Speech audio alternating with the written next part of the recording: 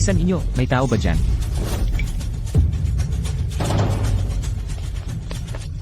Guro, bakit po kayo nagmamadali? Maghanap ka agad ng dalawang tao. Malapit nang dumating ang kaibigan ni Chairman Wang. Ang kalagayan niya ay delikado. Delikado ang kalagayan niya. Hoy, nasaan ang mga tao sa ating klinika? Ang mga tao sa klinika. Sumama silang lahat sa binibini para sa akademikong komperensya. Kaming tatlo na lang ang naiwan. Ito. Paano na ito?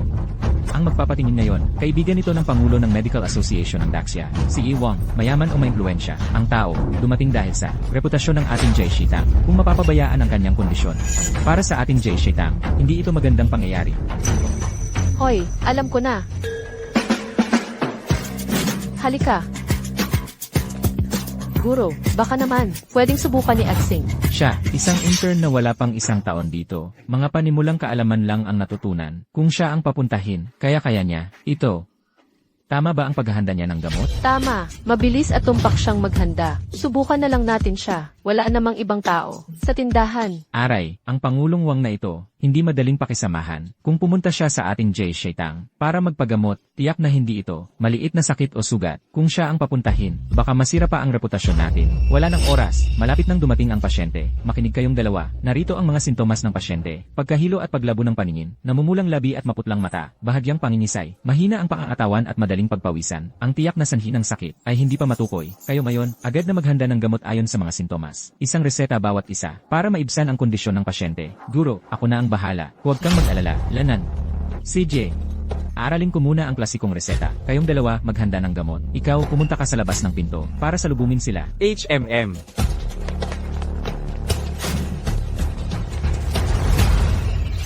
Magaling. Dapat mong malaman na kung ipinagkatiwala sa iyo ni Guro ang napakahalagang trabahong ito, hindi dahil pinagkakatiwalaan kanya, kundi dahil ngayon ang lahat ay dumalo sa akademikong komperensya. Kapag nagkamali ka mamaya at naapektuhan ako, magdudusa ka. Hoy, huwag kang magsisilip ha.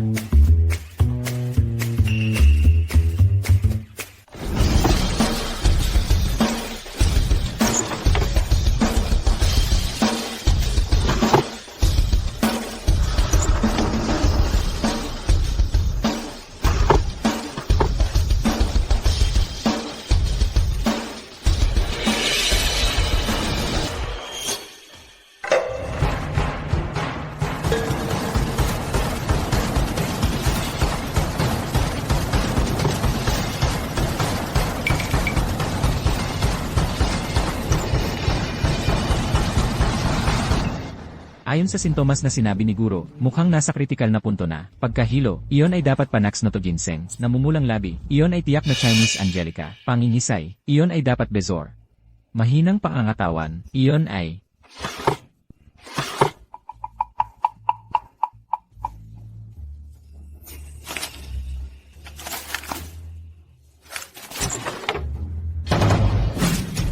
Panax-notoginseng, Chinese Angelica, Bezor. Milk vetch root. Magkahawig ang milk vetch root at white peony root. Ngunit ang astringent effect ng white peony root ay hindi nakabubuti sa sirkulasyon ng dugo at enerhiya, lalo na kapag mahina ang dugo at enerhiya, at may kasamang stagnation ng enerhiya at dugo, lalong hindi dapat gamitin. Ito rin ang madalas na pagkakamali ng karamihan sa mga doktor. Guro, tapos na ang paghahanda. Malapit na silang dumating. Wala ng oras. Kayong dalawa, dali-daliin nyo ang pagpapakulo ng gamot at dalhin dito. Hoy! Hoy! Fang Wu, ano ba ang ginagawa mo? Guro, isang taon pa lang siya rito. Pinag-aalinlanganan ko kung kilala niya ang pinakapayak ng mga halamang gamot. Okay lang kung trangkaso o lagnat ang hinahawakan niya. Pero ito, nauukol sa buhay ng kaibigan ni Ginoong Wang kapag may nangyaring masama at tayo ay pagbintangan. Sino ang mananagot? Wala ng oras. Magpakulo na tayo ng gamot.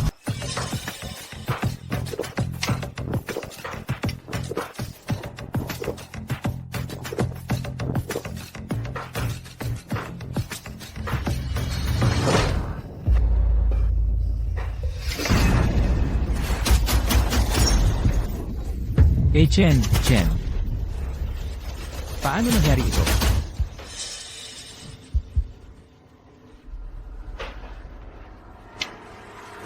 White peony root. Ano? White peony root? Xiao Yi-chen.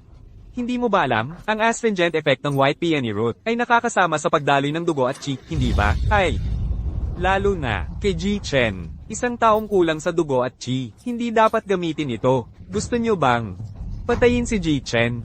Paano mo nagawang isama ang white peony root sa gamot? Ako. Siya ang nag-utos sa akin na kunin ang white peony root. Ikaw, Kung hindi dahil noong mga nakaraang taon, nang ang medical god ay nagpagamot sa inyong Ji-Shitang. Hindi sana ako pupunta sa inyong Ji-Shitang para magpagamot. Hindi ko inakalang. Ang inyong Ji-Shitang ay magiging ganito. Xiao Yi-Chen. Alam mo ba kung gaano kahalaga ang araw na ito? Nakasalalay dito ang pamumuhunan ni Ji-Chen sa medical community ng Daxia. Bilang pinakamayamang tao sa mundo si Ji-Chen, kung sakaling may mangyaring masama sa kanya sa loob ng inyong Ji-Shitang, hindi lang mukha ng inyong Ji-Shitang ang mapapahiya, kundi ang buong medical community ng Daxia. Ji-Chen. Ji-Chen. Tulong. Tulong. Chen. Xiao Yi-Chen. Kung may mangyari kay Ji-Chen sa loob ng inyong Ji-Shitang, lahat kayo ay magiging kasama niya sa hukay.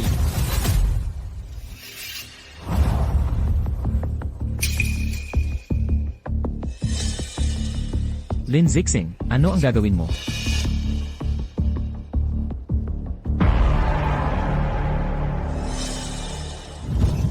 Sasabihin ko sa'yo, lahat tayo ay may pananagutan. Sa pangyayaring ito, huwag mong isiping tatakas ka. Kaunti na lang ang oras.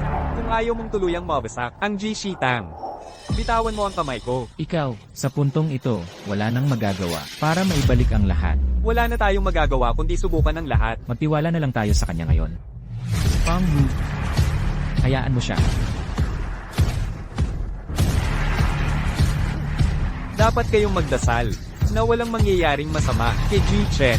Kung hindi, susunugin ko ang inyong Ji-Shitang.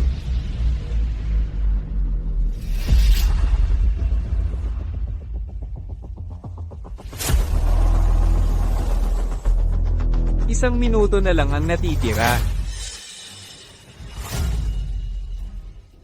Sandali, ang bilis mo namang nakakuha ng gamot at nakapagluto ng sabaw. Sigurado ka bang epektibo ito?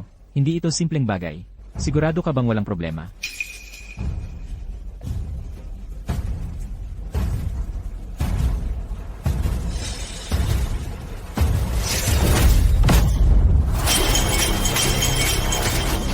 Direktor Do, ano ba ang ibig mong sabihin? Lene. Sa pagkakaalam ko, ang taong ito sa harap natin ay isang intern lamang ng Ji-Shitang na walang gaanong kilala. Si Fang Wu, ang pangunahing estudyante ni Director Xiao, ay nagkamali pa sa paghanda ng gamot. Paano natin mapagkakatiwalaan ang isang intern na nasa Ji-Shitang ng mahigit isang taon?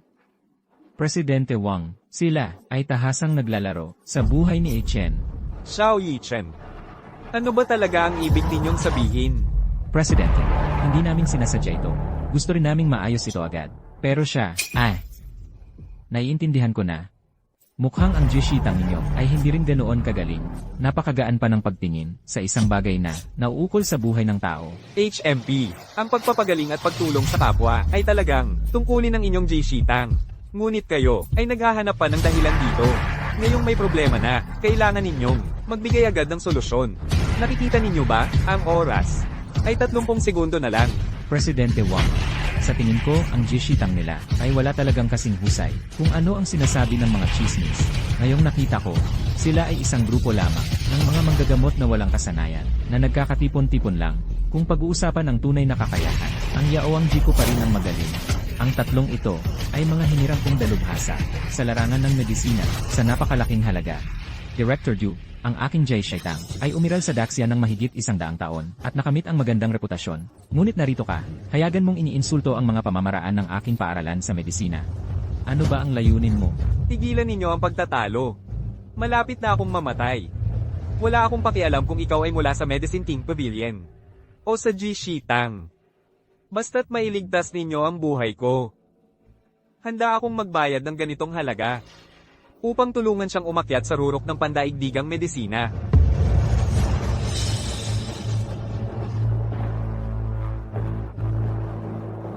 Director Xiao, ito ang bagong nilutong gamot na tsaa mula sa inyong Ji-Shitang.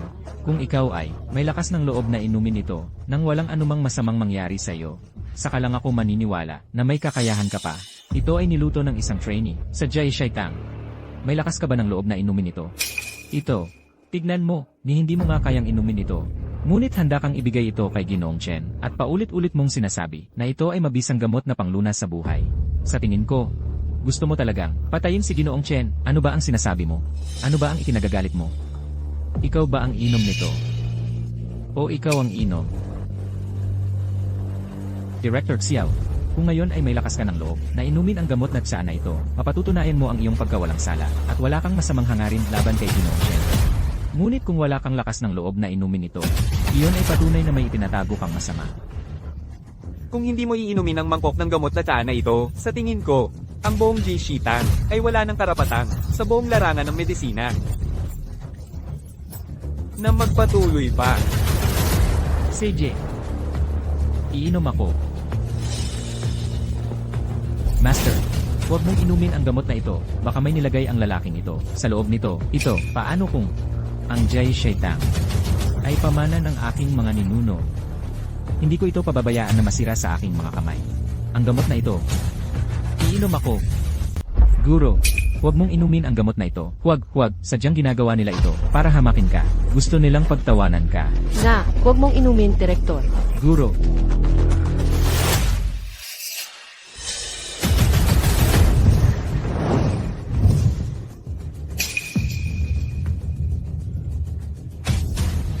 Kakaiba. Ano kaya itong nararamdaman ko? Taon-taon akong nagtetest ng gamot, kaya lason na ang katawan ko. Pero ngayon, ang gaan-gaan ng pakiramdam ko.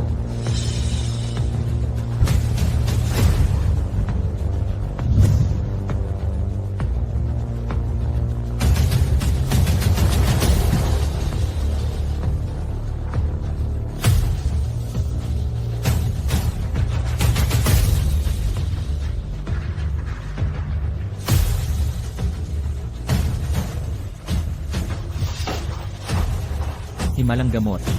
Himalang gamot talaga ito. Oy. Director Xiao, ang galing-galing mo namang umarte. Tingnan mo ang mukha mo para kang nasasaktan. Mukha bang okay ka? Huwag kang magmadali. Isang mangkok ito ng lason. Walang makikipag-agawan sa'yo. Ha. Lene, hindi ko inaasahan to. Ang Director Xiao, na laging ipinagmamalaki ang pagiging direktor ng Jishita. Magaling din palang umarte. Sa pagkakaalam ko, matagal nang nalululong sa lason si Director Xiao. Isa siyang tunay na halimaw na lason. Kahit lason, hindi ka mapatay. Kung tunay kang magaling sa medisina, bakit hindi mo magamot ang sarili mong sakit? Ha. Ang inyong Jai Shitang, talagang punong-puno ng mga magagaling. Presidente Wang, sa tingin ko'y hindi na magtatagal ang oras ni Ginoong Chen, kaya hayaan niyong ang 3 haligi ng medisina na pinagkagastusan kong anyayahan ang magpagaling sa kanya. Siguradong gagaling siya agad pagkatapos uminom ng gamot. Kasabay nito, ipakikita rin natin sa mga kasamahan ng Jai Shitang kung ano talaga ang tunay na sining ng medisina. Mabuti. Basta't mapagaling lamang ni Direktor Do ang kakaibang sakit ko. Kahit magkano ang hingin mo, payag ako. Ang kakaibang sakit na ito ay matagal nang kinakapitan ni Ginoong Chen. Isinama ko si Ginoong Chen sa iba't ibang panig ng mundo, ngunit wala talagang nagawa. Kung ikaw, Direktor Do, ay mapagagaling ang kakaibang sakit ni Ginoong Chen, kahit anong hiling mo, ibibigay ko. Presidente Wang, mayroon lamang akong isang maliit na kahilingan. Gusto kong ang aking Yao Wangje ang pumalit sa kanilang Jai Shitang. Gusto kong ang Jai Shitang mula ngayon ay tuluyang mawala sa buong Daxia. Nakikiusap ako sa inyo, Presidente Wang, na ilagay ang pangalan ng aking Yao Wangje sa medical conference sa pinaka-prominenteng lugar. Ano ang sinasabi mo? Walang problema. Basta't si Director Do kayang gamutin ang kakaibang sakit ko, payag ako.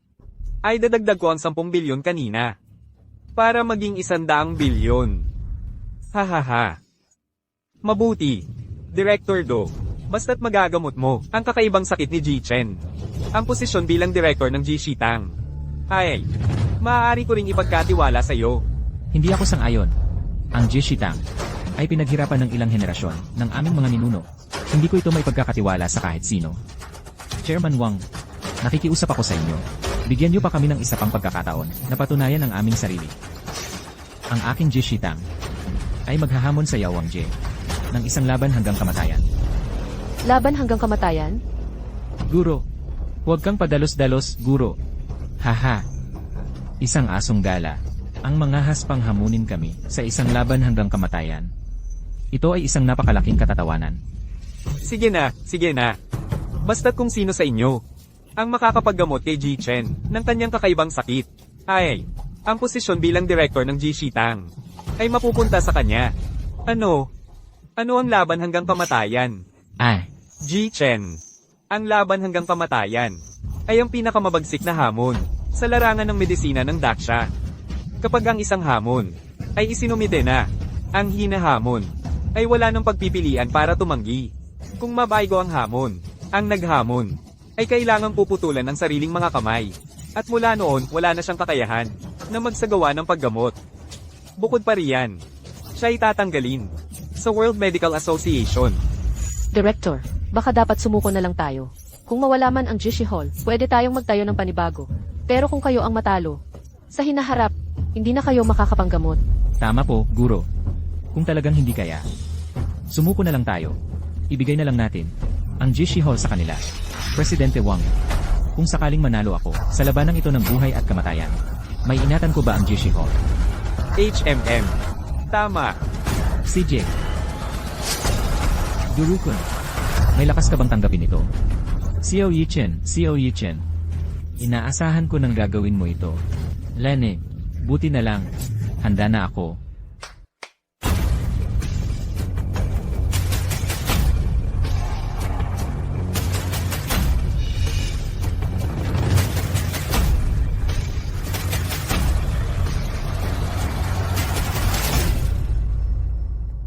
Mga ginang at ginoo, tulad ng alam nating lahat, bilang isang doktor, ang katatagan ng kamay, ang pinakamahalaga. Kaya, ang unang bahagi ng paligsahan, ay paghahambing, kung kaninong kamay, ang mas matatag. Pakisilip na ang mga kinatawan, ng dalawang panig. Ang Hapon Ghost Doctor. Kimura Masatomo ay narito upang humamon. Kimura Masatomo. Siya ba yung 3 beses na nagwagi ng World Surgical Championship? Ang Reaper na si Kimura Masatomo. Yung Kimura Masato na yon, magaling ba talaga yon? Si Kimura Masato, sunod-sunod na 3 beses, ang naging world champion sa surgical competition. Ang kanyang mga kamay, parang isang precision machine. Sabi na ng lahat, dahil sa kanyang pagkakaroon, ang medisina ng Wu ay umangat ng 50 taon. Kahit na ang kanyang kakayahan, ay hindi naman talaga napakagaling. Pero, pagdating sa stability ng kamay, kung siya ang pangalawa, walang may lakas ng loob maging una. Ano nang gagawin natin? Ngayon, ang mga senior masters natin ay pumunta sa academic conference. Ang mga junior naman ay di basta makikipagkompetensya. Si senior brother Fang Wu na lang, at kayo, direktor, ang nandito. Kung ikukumpara kay Kimura Masato, baka talagang... Si Kimura Masato ay talagang magaling. Pero pag sinabing kung sino nang mas stable ang kamay, ako, si Fang Wu, ay hindi pa natakot kaninuman. Sa kakayahan ko, sa Daxia, napakadali kong makapasok sa top 3. Guro, para sa unang round ng kompetisyon, ako na lang ang papasok. Tigil. Hindi mo siya kayang talunin. Guro, ngayon, maliban sa akin, wala na kayong ibang mapagpipilian. Masama ang pakiramdam ninyo. Hindi kayo angkop sa ganitong intense na kompetisyon. Huwag nang magdalawang isip. May isang sinaunang kasabihan sa Daksha. Ang matalinong tao ay nakikibagay sa panahon. Kung wala sa inyong may lakas ng loob na sumabak, mas mabuti pang sumuko na lang kayo. Hayaan nyo na lang akong makipagkita kay Kimura Masato. Ano? Ikaw ang sasabak. Isa ka lang namang tagakuha ng gamot. Anong karapatan mo na mauna pa kay senior brother? Bagamat kakapasa lang ni Lin Zixing sa internship. Pero base sa pagkuha niya ng gamot na sobrang precise at walang pagkakamali, napakastable ng kanyang mga kamay. Si Fang Wu naman ay mainitin ang ulo at hindi mapakali. Kahit si Fang Wu ang ipadala, kapag tumagal, tiyak na magugulo rin siya. Baka hindi niya kayang talunin si Kimura Masatomo. Labanan ng buhay at kamatayan ito. Hindi ito laruan. Kung si senior brother ang papadala, kahit papaano ay may pag-asa pa ang Jishitang. Pero kung ikaw, isang intern na hindi pa nakakahawak ng scalpel, ang papadala, hindi ba't kalokohan ito? Hayaan mo na siyang pumunta. Sa tingin ko, ang kanyang ugali sa araw-araw ay kalmado tulad ng tubig. Sa kanyang katawan, mayroong isang hindi may paliwanag na katahimikan. Ang ganitong uri lamang ng tao, ang maaaring humawak ng scalpel ng matatag. Naiintindihan ko na. Ang ginagawa ng direktor. Tiyak ay nais niyang ipapahamak si Epstein. Dahil napakahirap ng unang round, gustong manalo, ay parang imposible. Kaya mas mabuting itago muna ang kakayahan ni Senior Brother. Ako si Kimura Masatomo. 3 beses na sunod na world champion sa surgery. Ano ang iyong pinagmulan? Magpakilala ka. Ako si intern ng J. Shitang. Nani? Intern. Ang inyong Jishitang ay talagang nakakainsulto. Ako, ang isang tunay na demonyong surgeon. Kayo ay magpapadala ng isang intern para makipagduelo sa akin. Ito ay talagang baka. Xiao Yichin, Xiao Yichin. Mukhang ang inyong Jishitang ay talagang wala ng ibang tao. Ang manipis na balat sa labas ng itlog ay ang bagay na maaaring mahawakan ng mga tao ngayon na pinakamadaling masira. Sa pagsubok kung ang isang doktor ay kwalipikado o hindi, sa loob ng takdang oras, alisin ang balat ng itlog nang hindi nasusugatan. Ang malapit ng mapisa na, nervyos at mga daluyan ng dugo sa balat. Ang oras ay 1 minuto, 1 minuto. Buti na lang hindi ako ang sumali. Ngayon, hihintayin ko na lang kung paano mapapahiya ang taong ito. Magsimula na tayo. Sandali lang, mamaya ay makikilala mo ang tunay na kakayahan ng aking demonyong surgeon. Ang unang round ng paligsahan ay magsisimula na ngayon. Kung ito ay lutong itlog, madali pa. Pero ito ay hilaw na itlog, kailangan mong balatan. At hindi dapat masira ang balot nito. Parang pantasya lang ito. Xiao Yichin, kung hindi, sa unang round pa lang ng laban. Sumuko na kayo. Ha, ha ha ha. Walang kwenta ka. Ikaw pa ang dahilan kung bakit kinuputya ang aming Jay Shitang. Titingnan ko kung paano ka lalabas dito.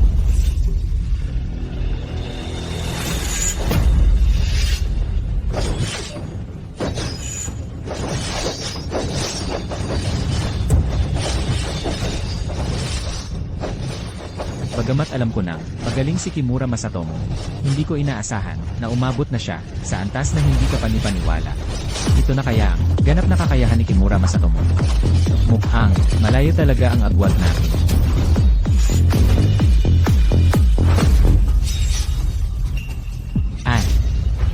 Itong hilaw na itlog, napakinis ng pagkakabalatan ni Kimura. At higit pa rito, may anyo na ng sisiw sa loob, talagang kahanga-hanga. Isang kahihiyan, walang kwenta, baka hindi niya talaga kaya. Ang pamamaraan ni Kimura Masatomo ay walang kapantay. Kahit pa makagawa siya ng magkatulad na resulta, talunan na tayo sa oras.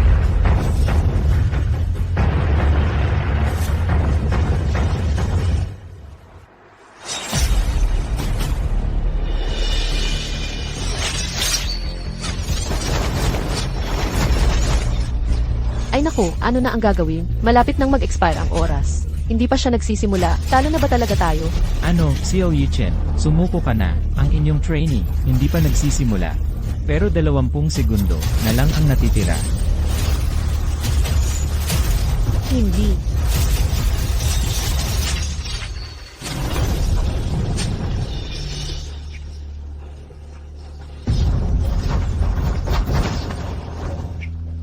Ginoong Chen, tingnan ninyo. Ay!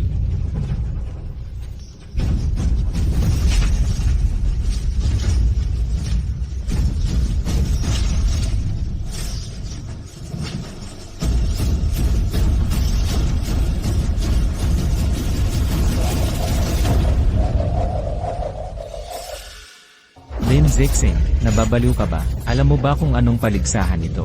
Nagpalit ka ng itlog. Ano? Nagpalit ng itlog? Tingnan ninyo, kung ito ang itlog na kakatapos lang niyang tahiin. Paano walang kahit anong lamat? Paano walang bakas?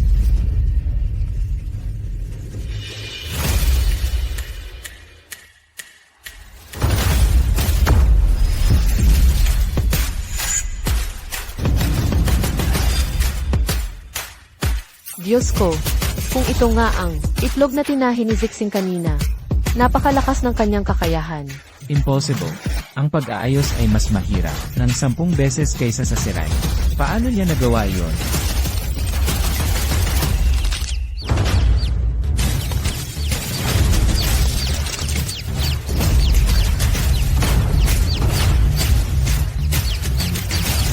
Paano posible? Paano posible? Ito ay frozen na. Isang buwang itlog na hilaw. Nag-hatch pa. Imposible. Siguradong panlilinlang lang ito, ng taong ito. Impossible. Ako si Duruikon. Sa loob ng maraming taon na nagpa-practice ng medisina, hindi pa ako nakakita ng sinuman na nakakapagtahi ng hilaw na itlog. At nag-hatch pa. Hindi. Ang laban natin ngayon ay kung sino ang mas matatag ang kamay. Paano mabibilang? Ang ginawa niya. HMB. Paano naman hindi mabibilang? Ang tunay na doktor, sa anumang sitwasyon, dapat kayang manatiling matatag, tulad ng kasabihan, ang maliit na pagkakamali, ay maaaring magdulot ng malaking pagkakaiba. Ano ang sinasabi mo? Para magawa ito, kailangan tiyakin na ang mga selula at mga daluyan ng dugo sa balat ng itlog ay walang kahit katiting na pagkakamali. Wala nang ibang tao sa mundo na mas matatag ang kamay kaysa sa kanya. Ngayon, inihahayag ko ang resulta ng unang round. Panalo ang Gisnita. Ang doktor ay dapat maging mahabagin. Walang buhay ang dapat tratuhin ng pabiro. Mabuti, talagang hindi madaling manalo ng isang round laban sa Ghost Doctor. Zixing, magaling ang ginawa mo. Ano ba ang ginagawa mo? Natalo ka pa ng isang intern. Nakakahiya sa pangalan ng aming yaowang. Lenny. Xiao Yichin. Kanina lang ay, swerte lang kayo. Sa susunod na 2 round ng paligsahan, kayong lahat ay tiyak na ng aming yaowang J. Gayapakan ng husto.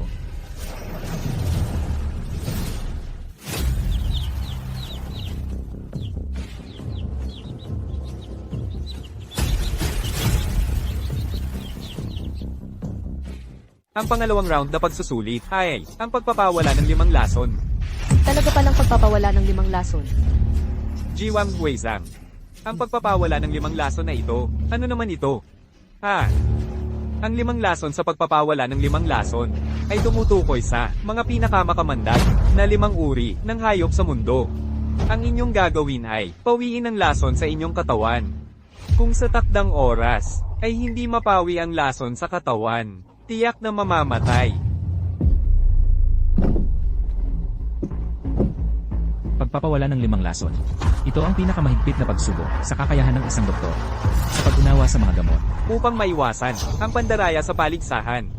Ang mga 5 nakamamatay na lason ay tatakpan ng itim na tela. Ang inyong gagawin ay pumili ng isang nakamamatay na hayop at kagatin ng hayop na inyong pinili sa loob ng takdang oras. Kailangan ninyong pawiin ang lason sa inyong katawan.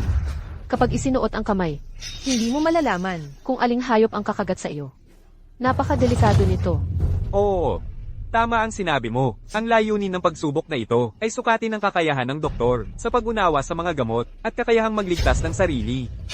Binibinintang. Sa pagpapawala ng 5 lason na ito, ikaw na ang ating pag-asa. Huwag kang mag-alala.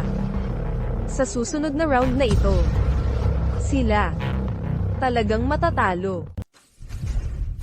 Ang galing mo sa pagtatahi. Talagang nakapukaw ng aking atensyon. Sayang lang, sa susunod na round ng kompetisyon, hindi ka na magkakaroon ng swerte. Director, sino ba tong babae? Ano ba ang kanyang pinanggalingan? Sa murang edad pa lang, nagsisilbi na siya sa Medicine King Pavilion. Ang kanyang kakayahan ay tiyak na hindi matatantya. Huwag ninyong maliitin. Ayos lang, kahit na hindi matatantiya ang kanyang kakayahan, hindi pa rin siya katapat ng senior brother. Noong araw, ang senior brother ay nakapasok sa ating benevolence hall dahil sa kanyang kakayahan sa paglilinis ng lason. Nakapasok siya sa ating benevolence hall. Ang mga kapantay niya ay tinawag siyang Poison King ng Jiangxi. Kayong mga ito, nagpadala pa kayo ng isang babae para makipagkumpetensya sa akin. Talagang naghahanap kayo ng kamatayan. Hindi basta-basta ang babaeng ito. Huwag kang magpabeya. Huwag mong isipin na dahil nanalo ka sa nakaraang kompetisyon, ay may karapatan ka ng magsabi-sabi sa akin. Sa susunod na kompetisyon, manood kang mabuti at matuto.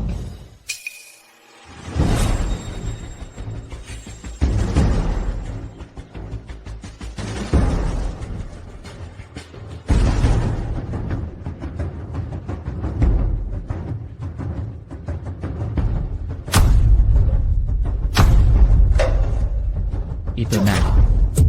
Huwag mong piliin yan. Baka mawalan ka ng buhay.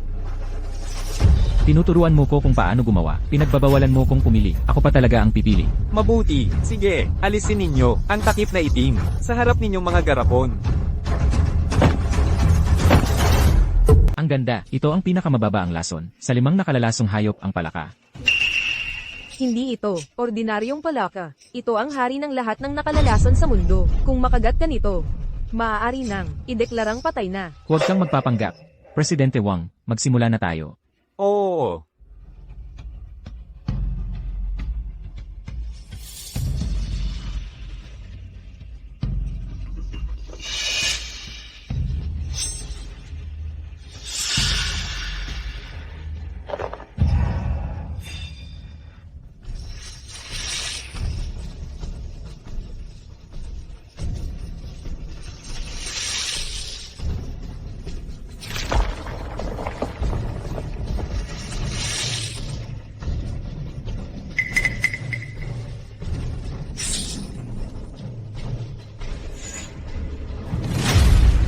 Hoy, bakit parang wala siyang nangyari? Siya ang huling tagapagmana ng medisina ng Miaojiang. Ano?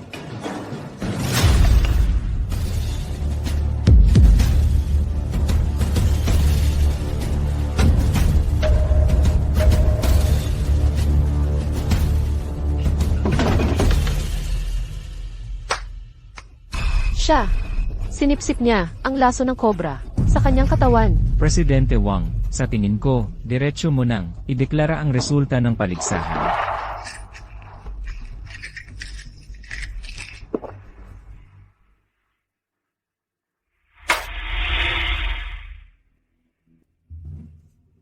Hay. Hay, okay na. Mabuti naman. Hoy, nakita mo ba? Ito ang tinatawag na tunay na sining ng paggamot. Naku, hindi niya talaga na-neutralize ang lason sa katawan. Umiira na ang lason ng Poison Dart Frog. Hoy, senior brother. Guro, tulungan niyo ako. Director, Senior brother, ano nang nangyari? Hindi aabot ng isang sandali, mamamatay na siya dahil sa lason. Sa labanang ito, ang aming Jai Shaitang ay tumatalo. pangalawang round ng paligsahan. Panalo ang Yao Wangge.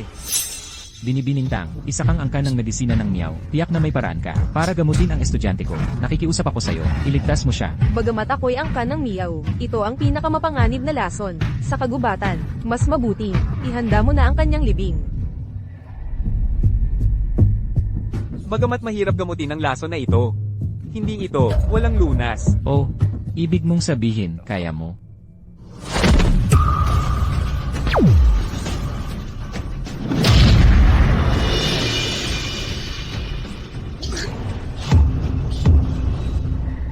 Ikaw, anong ginagawa mo? Hindi ko akalain na dahil lang sa ilang salita ng senior brother sa'yo, gagawan mo siya nito. Tingnan nyo, ang lason sa kanyang braso ay nawala na. Paano ito posible? Gamit lamang ang panloob na enerhiya, napuksa na ang lason sa loob ng katawan.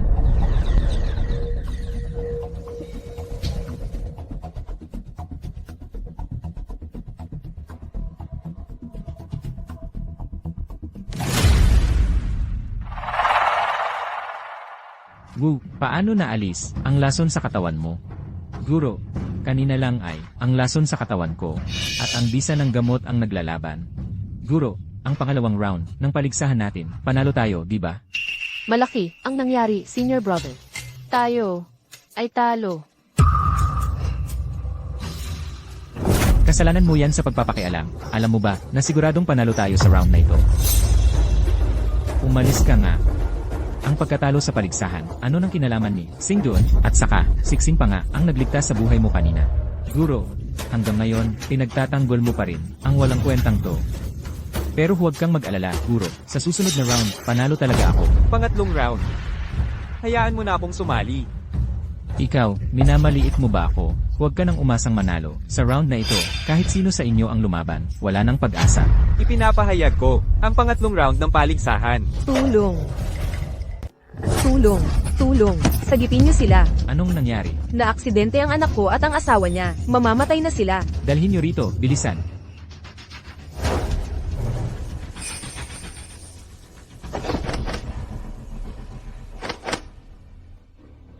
Multiple fractures sa buong katawan ng pasyente. Maaaring mawalan ng buhay anumang oras. Critical ang kalagayan.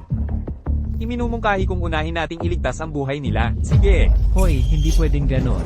Kung gusto mong tumulong, hintayin mo munang matapos ang life and death match na ito. Guro, hindi pa tapos ang life and death match. Kung magwi-withdraw tayo ngayon para tumulong, malulugi ang Jishita. Ang doktor ay dapat mahabagin. Biro-biro lang ang buhay ng pasyente sa'yo, hindi ka karapat-dapat tawaging doktor. Tama na, huwag na kayong magtalo. HMP. Lahat ng narito ay mga doktor. Ang doktor ay dapat mahabagin. Tama ang sinabi ng binata. Ang paggamot sa may sakit, ang pangunahing tungkulin ninyo. Para sa ikatlong round ng kompetisyon, ang makakapaggarantiya sa kaligtasan ng buhay ng pasyente at unang makapagpagaling. Siya ang magiging panalo sa life and death match na ito. Kung ganon ang pasya ni President Wang, ang aking Yaoang Ji ngayon, ay bibigyan ng pagkakataon si President Wang. Xiao Yichen, matatanggap mo ba ang hamon sa round na ito? Bakit hindi? Ginoong Bai, ito na ang huling round ng paligsahan. Ikaw na ang pag-asa natin. Siya ang medical god. Pagkatapos ng kanyang misteryosong pagkawala, ang medical community ng Daxia ay nagkaroon ng isang dark horse. Tama. Ito si Ginoong Bai. Siya ang huling estudyante ng medical god. Kailan pa ako nagkaroon ng estudyante? Ginastusan ko ang halos lahat ng aking yaman para lang mahikayat siya mula sa Kyoto. Xiao Yichen, mas mabuti pang sumuko ka na ngayon pa lang. Ano naman kung estudyante ng medical god? Kahit ang medical god mismo ang dumating, wala akong takot. Huwag kang bastos. Matagal ko nang naririnig ang dakilang pangalan ng medical god. Sa araw na ito, sa aking karangalan, na makasabay sa huling estudyante ng medical god. Sa parehong paligsahan, kahit matalo man ako, wala akong pagsisisi. Ang makasabay mo sa parehong entablado. Talagang swerte mo. Sa 8 buhay mo. Chairman Wang, simulan na natin. Sige, Xiao Yichen. Ipaakyat mo na ang iyong manlalaro sa entablado. Guro, hayaan mo akong lumaban. Gusto kong harapin ang lahat, at aking yurakan ng estudyante ng medical god, sa ilalim ng aking paa. Sandali, Axing, ang huling round na ito ng paligsahan. Sa'yo ko na ito ipagkakatiwala. Guro, ipapasok mo pa talaga ang walang kwentang to, para na rin tayong sumuko. Kung ganun, desisyon ko na ipasok si Axing. Ako ang mananagot sa lahat. Axing, ikaw na. Huwag kang mag-alala, ikatlong round ng paligsahan. Magsimula na.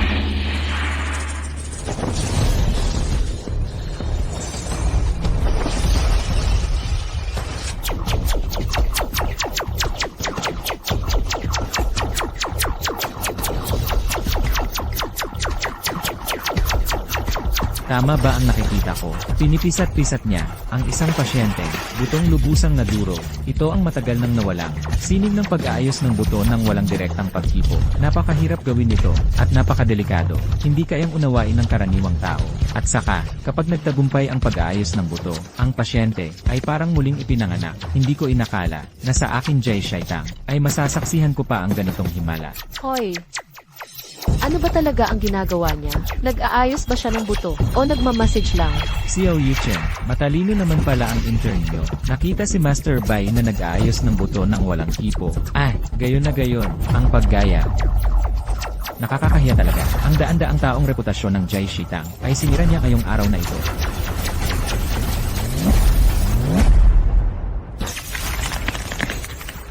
Ito ay muling paglaki ng buto. Isa na namang kakaibang teknik ng Diyos ng medisina. Pagtibayin ang katawan, buhayin muli. Direktor, ano po ang pagtibayin ang katawan, buhayin muli? Ayon sa sabi-sabi, ang sinumang pasyenteng sumailalim sa ritual na pagtibayin ang katawan, buhayin muli. Kahit gaano man kalubha ang kanyang karamdaman, ay makakaranas ng bagong buhay. Masasabing ito ay hindi lamang isang medikal na sining, kundi isang mahiwagang sining na kayang buhayin ang patay. Lin Zixing, ano ang ginagawa mo? Paghilom ng buto ng walang paghipo. Paghilom ng buto ng walang paghipo. Huwag kang magpakapuslit sa iyong antas ng kaalaman sa medisina. Kailangan mo ng ilang dekadang karanasan para kahit maintindihan man lang ito. Presidente Wang, napagaling ko na ang pasyente. Kung sino ang nanalo, malinaw na. Mabuti, aking ipinahahayag ang resulta ng ikatlong round ng paligsahan. Ang Medicine King Pavilion ang nanalo. Mula ngayon, ang pamamahala ng Ji Shitang ay mapapasa na kay Direktor Do. Direktor Xiao, hiling ko na agad mong isuko ang pamamahala ng Ji Shitang. Putulin mo ang iyong sariling mga kamay, at mula ngayon, ay huwag nang magprakti ng medisina. Ano? Director Xiao. Hindi. Xiao Yichen, hindi mo ako masisisi ngayon. Tara na.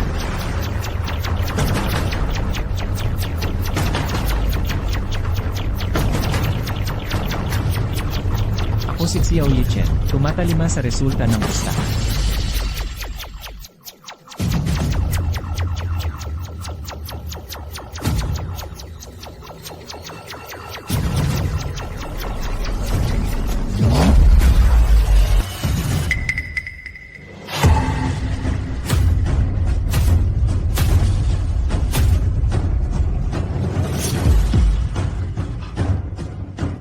Paano nangyari ito? Ano ba talaga ang nangyari sa kanya? Hala!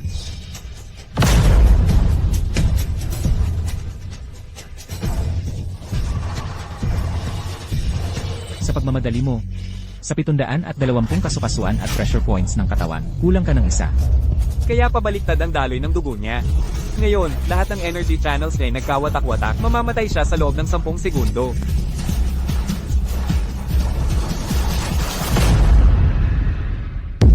Patay. Patay na. Ay. Anak. Anak ko. Gising ka naman. Hindi ganito. Wala akong kinalaman dito. Katarantaduhan talaga. Kayong dalawa, kahit paano, kayo ang mga kilalang-kilalang. Mga puno ng pinakasikat na klinika sa dakilang siya. HMP. Nakakapagtaka. Hindi pa rin kayo makapagligtas ng isang tao. Pero hindi pa naman, huling hantungan ito. Maaari pang iligtas ang tao. Paano mo ililigtas ang patay? Buhayin muli.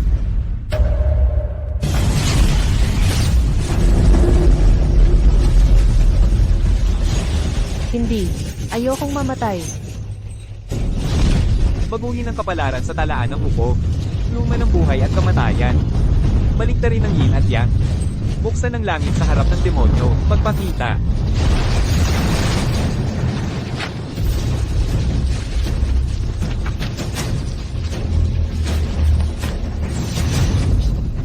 Ang isa'y sumamba sa langit. Ang namatay. Bumalik ang kaluluwa. Bumalik ang kaluluwa. Bumalik ang kaluluwa.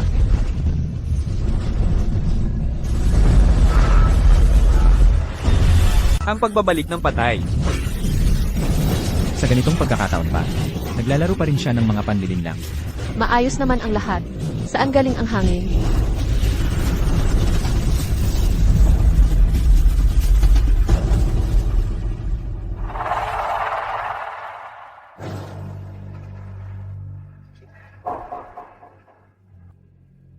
Salamat po, salamat po. Paano ito nangyari? Malinaw naman na patay na siya. Talagang nabuhay niyang muli. Ito ay isang himala sa medisina. Ang galing. Parang multo ang nakita ko. Ano ba talaga ang ginawa niya? Paano niya biglang nabuhay ang tao? Narinig ko na may natatanging kakayahan. Ang Diyos ng medisina. Iyon ang kakayahang buhayin ang patay. Hindi ko inaasahan na masasaksihan ko ito. Siya kaya ang nawawalang Diyos ng medisina. Paano ito posible?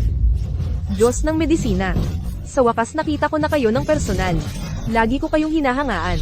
Pakisali ninyo po ako bilang estudyante ninyo. Walang hiya.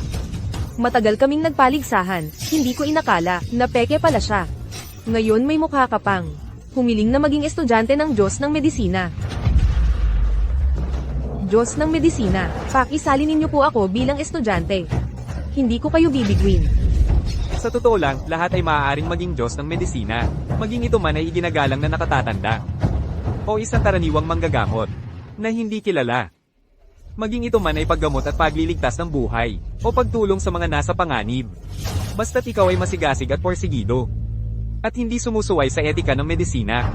Lahat ay maaaring maging Diyos ng medisina. Hindi ko inaasahan. Ang reputasyong mataas na mataas sa paningin ng iba. Sa mata ng Diyos ng medisina, ay walang halaga pala. Mula pagkabata, nag-aral na ako ng medisina. Ang layunin ko ay maging tanyag paglaki. Upang balang araw ay makapaglingkod sa tabi ng Diyos ng medisina.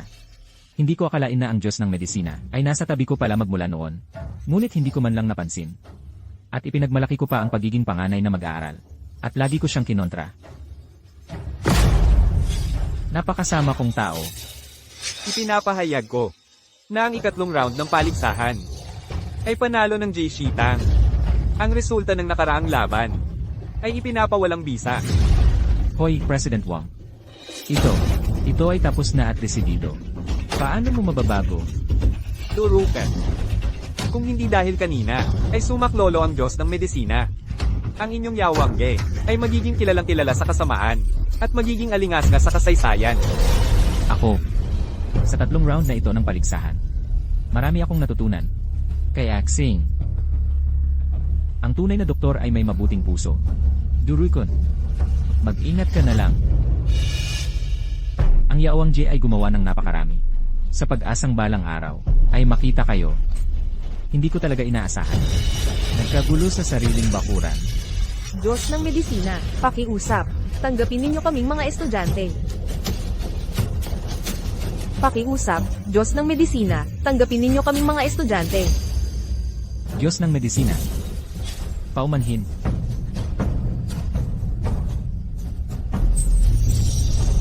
Diyos ng medisina, nawala ang Diyos ng medisina.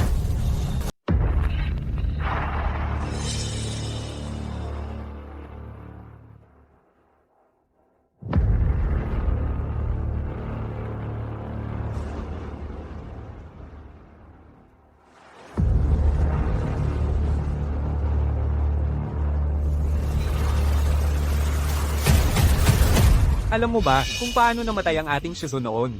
Alam mo yan. Ang katawan ng Shifu ay laging malusog. Pero ng araw na yon, hindi ko alam kung bakit. 1 segundo lang ay maayos pa. Sa susunod na segundo, bigla na lang, nagsimulang dumura ng dugo. Hindi ba't kainahinala yon? Taon-taon, ang ating Shizun ay nagpapalakas ng katawan gamit ang mga halamang gamot. Paano siya biglang nagkasakit ng malubha? Lahat ng dapat gawing pagsusuri ay nagawa na, at wala namang nakitang anumang abnormalidad.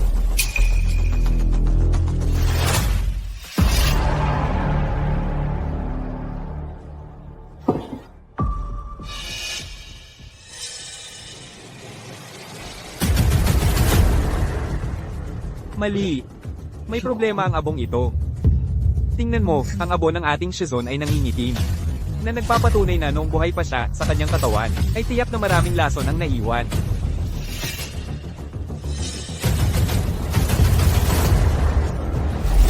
Alam mo ba, sa Daksha na kilala sa Taiyang Zayan, ilan ang mga kumpanyang gumagawa ng gamot? Ang mga lugar na kilala sa Tianxian ay wala saan man kundi ang Huashen Pharmaceutical sa Qinling at Huashan, at ang Linghang Pharmaceutical sa Kongshen at Taishan. Shizi, bakit mo ito tinatanong? Kanina, sa abo, naamoy ko ang amoy ng Taiyang Zayan.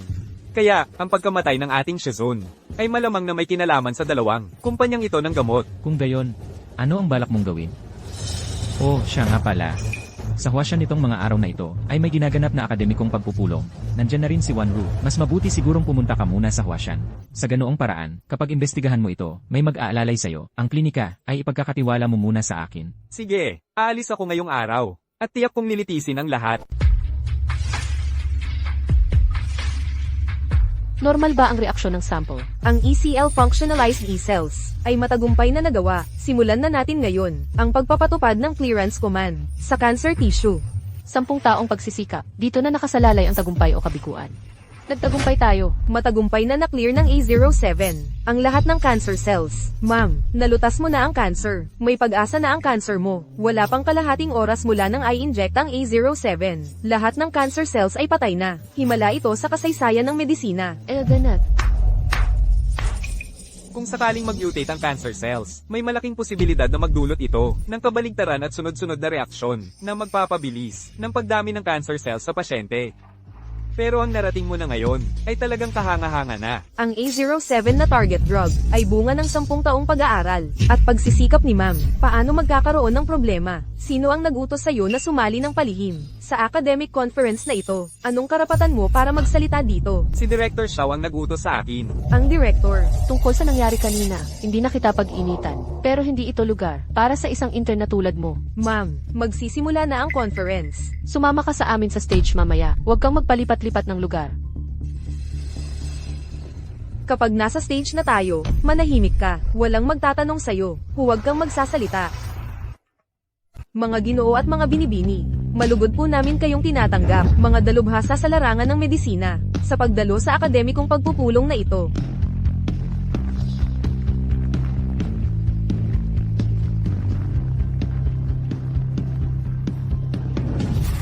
Guanzhang, tingnan mo.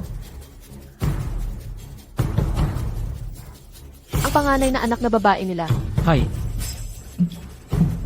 Totoo nga. Hindi ko inaasahan na si Ginang Xiao, na may kanser, ay personal pang mamumuno sa pagpunta roon. Talagang kahanga-hanga. Ang dahilan kung bakit kayo inanyayahan ngayon ay dahil sa larangan ng paglaban sa kanser. Nakamit namin ang isang malaking pambihirang tagumpay. Imposible. Talagang imposible. Noong araw, ako'y nagpakadalubhasa sa kanser, sa loob ng 20 taon nang walang resulta. Ikaw na isang batang henerasyon. Paano ka makakagawa ng gamot laban sa kanser?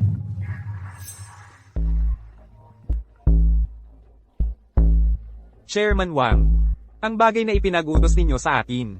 Nabigo ako. Ha? Talagang wala kang kwenta. Wala akong naramdamang sorpresa.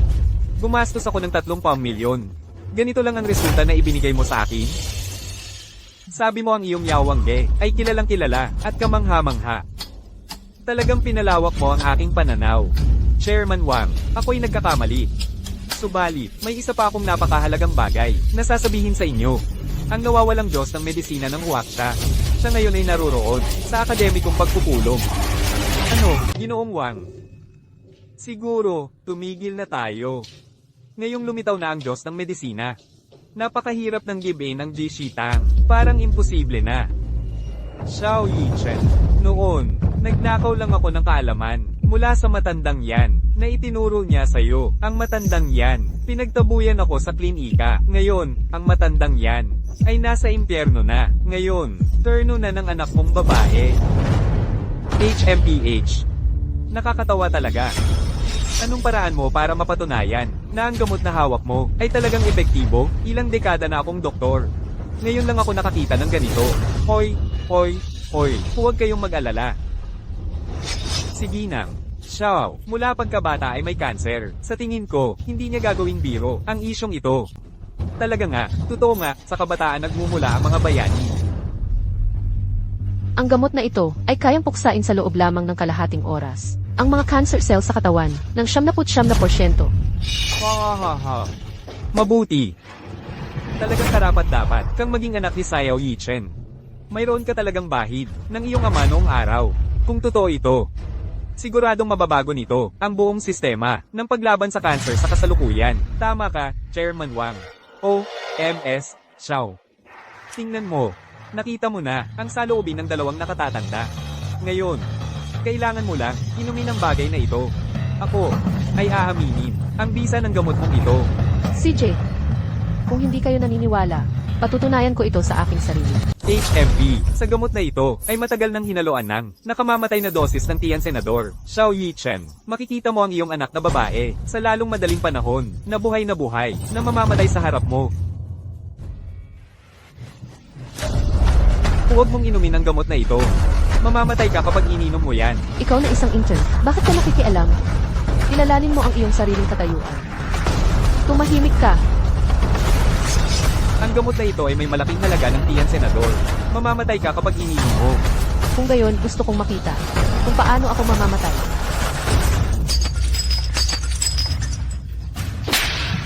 Ano ba talaga ang gusto mong gawin? Sinusubukan kitang iligtas. Tumahimik ka.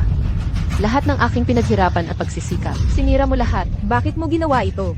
Alam mo ba kung ilang taon ang inaral ng binibini para sa ilang mililitrong gamot na ito? Hay. Ito. Paano naman naging ganyan si Wanru, na nanapak ng tao? Ito ay ang Diyos ng medisina, ha? Talaga namang matapang ang binibini. Paano naman basta-basta na lang nanapak? Sa tingin ko, ikaw naman ay puro salita lang. Diyos ng medisina. Ginoong Chen, akala ko ba umalis na kayo? Ang inyong binti. Paano ito gumaling? Palabasin ninyo ang Diyos ng medisina. Gusto kong magpasalamat sa kanya ng harapan. Inumin mo ang gamot na ito. Tiyak na mamamatay ka. Ang Tian ay walang kulay at walang amoy. Ito ang pinakamalakas na lason sa mundo. Paano niya nalaman yun? Hinuhulaan lang ba niya? Nagbabala lang ba siya sa akin? Ha. Ang medical conference ngayong araw. Sino ang may lakas ng loob na maglagay ng lason para lasonan ang dakilang doktor na mag-aambag sa kinabukasan ng ating bansa? HMM. Nag-iinarte ka lang ba? HMP. Hindi ako nag-iinarte. Dahil lang nagutos na lagyan ng Tian ang gamot na ito. Ikaw mismo, Ji Wangdong. Anong pinagsasabi mo? Wala akong sama ng loob, kay Ginam. Xiao. Sasabihin mong nilason ko, si Ginam. Xiao. Anong ebidensya mo? Ang Tianxian ay isang gamot na mahigpit na kinokontrol ng Medical Association. Mahirap itong makita ng ordinaryong tao. At kalahati ng gamot na ito ay Tianxian. Bilang sponsor ng medical conference na ito, Ji Wangdong, ikaw ang may pinakamalaking motibo. Wala kang ibang ginawa kundi magparatang ng walang basehan. Ipapakulong kita, mga tauhan.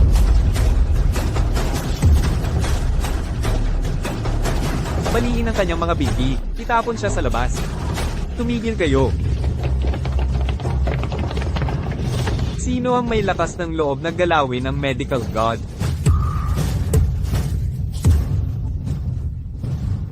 Wang Zhongchon, ang lakas ng loob mo.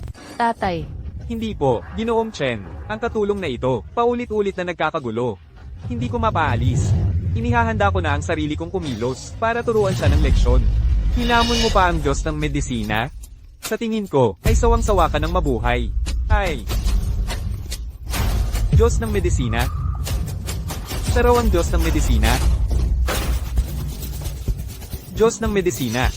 Sa wakas, nakita rin po kita. Kung hindi dahil sa inyo, malamang noon pa, ay patay na ako sa Ji Shitang. Gago pa. Dapat lumuhad ka na agad, at humingi ng tawad sa Diyos ng medisina.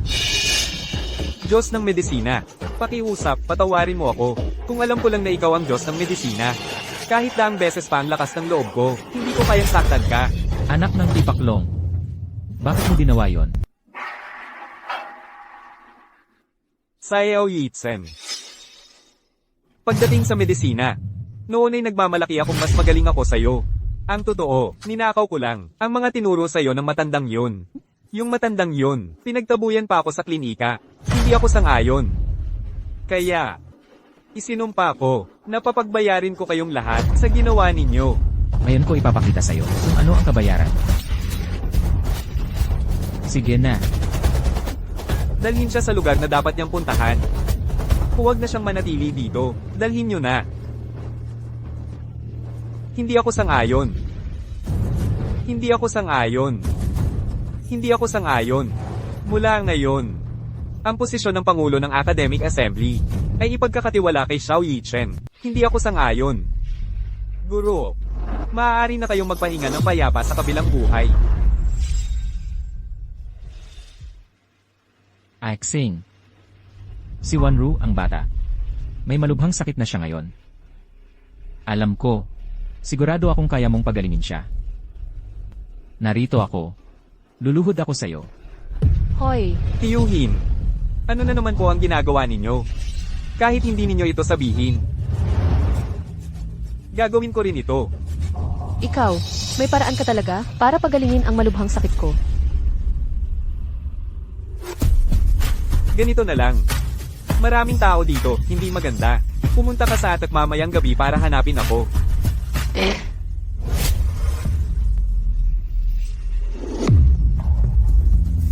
Talaga? Kailangan bang maghubad talaga? Tama. Kung gusto nating ganap na puksain ang mga selula ng kanser, ito lang ang tanging paraan. Maya-maya, gagamitin ko ang aking mga kamay para buksan ang iyong mga selula, para lumantad ang mga selula ng kanser. Ang kailangan mong gawin ay manatiling kalmado. Tandaan, huwag magkaroon ng malaking pagbabago sa nararamdaman. Baka kasi magdulot ito ng paghihiwalay. CJ,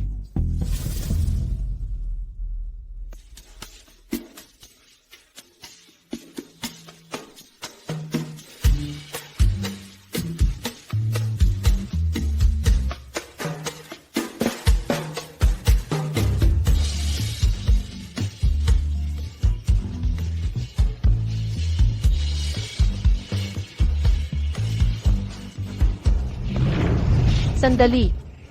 Yung, may sugat ako sa balikat. Dahan-dahan lang ha. Sige.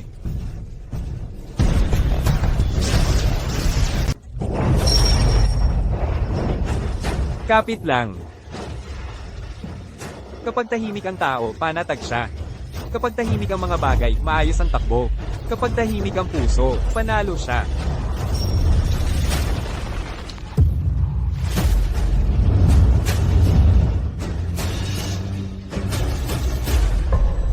Paano nangyari ito?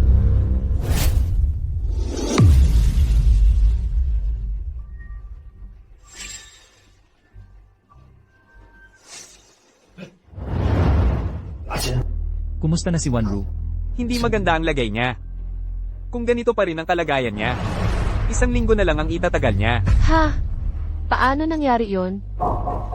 Bro Ishen, hindi ba't sinabi mong may paraan ka? Sa malubhang sakit ng binibini. Habang ginagamot ko siya, napansin kong ang katawan niya ay patuloy na tumatanggi sa enerhiyang ipinapasok ko. Pinaghihinalaan kong may tao na gustong saktan siya mula pa sa simula. Ang tanging paraan ngayon ay ang 7 kulay na banal na damo para mailigtas ang buhay niya. 7 kulay na banal na damo, bihira ito sa mundo. Sa loob ng 1 linggo, saan tayo kukuha ng ganun ng halaman? Hoy, alam mo ba? World Treasure Auction ay bukas sa Kyoto. Lahat ng mahalagang bagay sa mundo ay i-auction doon. Baka sakali, may 7 kulay na banal na damo doon. Sige, dadalhin ko si Binibining Xiao. Lalakbay na papuntang Kyoto mamayang gabi.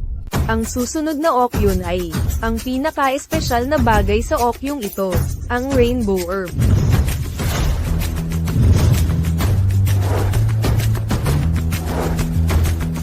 Ang panimulang tawad para sa Rainbow Herb ay 1 milyon.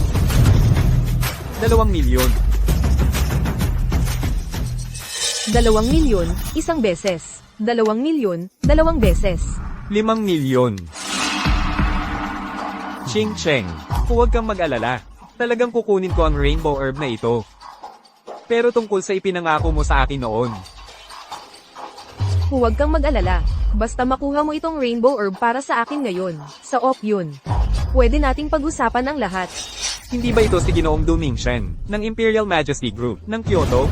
Ginoong Du, sigurado po ba kayong bibilhin ito, sa halagang 5 milyon? Ano, akala mo ba, hindi ko kayang bayaran ng 5 milyon? Sige, 10 milyon na lang. Ano, 10 milyon? 20 milyon.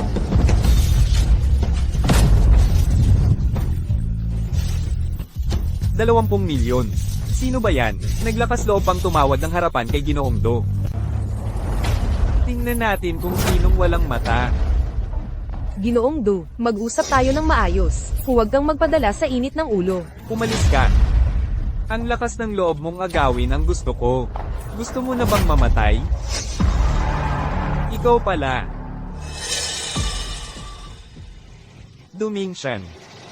Ang tagal natin hindi nagkita. Ha? Lin Jixing. Ha. Ay, akala ko kung sino. Hindi ba ito si? Matagal ko nang hindi nakikita kong kaklase? Hoy, ang galing mo na pala nitong mga nakaraang taon. Nakapunta ka na pala sa ganitong klaseng auction. Magkakilala kayo. Siyempre naman. Kaklase ko siya noon. Kilalang kilala siya sa buong eskwelahan. Bilang dukha, halos mamatay na sa kahirapan ng pamilya niya. Diba? Ha. Halamang 7 kulay. Sa may pinakamataas na halaga. Si Du Xiao ay, mula sa pinakamayamang pamilya sa kabisera. Huwag kang maghanap ng gulo. Baka ka pa mapahiya. Baka dapat tigilan na natin. Yung 20 milyon kanina, yun na ang huling budget natin. Huwag kang mag-aksaya. Pera ba ang 20 milyon? Ngayon, ipapakita ko sa inyo kung ano ang ibig sabihin ng agwat ng yaman. Ang halamang 7 kulay na ito, ako ang magbibigay ng 1 bilyon. Kung kulang ang 1 bilyon, 2 bilyon. Kung kulang pa rin ang 2 bilyon, 100 bilyon. Sige. Ako naman. 100 bilyon. Ano? 100 bilyon. Ginoong Lin, tama po ba ang tawad ninyo? Kung magiging 100 bilyon ang halaga ng pagbebenta, ito ang magiging pinakamataas na presyo sa kasaysayan ng auction, lokal man o internasyonal. Tagapag-ugnay, matindi ang pagdududa ko ngayon, na nagtatawad lang siya ng basta-basta, hinihiling kong suriin ang kanyang pondo. Ginoong Lin, pakipakita po ang balanse ng inyong account.